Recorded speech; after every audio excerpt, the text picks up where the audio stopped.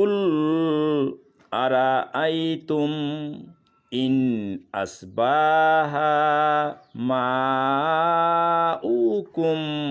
গাওরান ফামাইয়াতিকুম বিমাইন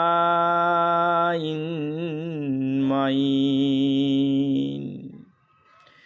হে নবী, তুমি এদের জিজ্ঞেস করো, তোমরা কি ভেবে দেখেছ তোমাদের জমিনের বুকে অবস্থিত পানি যদি কখনো উধাও হয়ে যায়, তাহলে তোমাদের জন্য এ পানির প্রবাহ দ্বারা পুনরায় কে বের করে আনবে?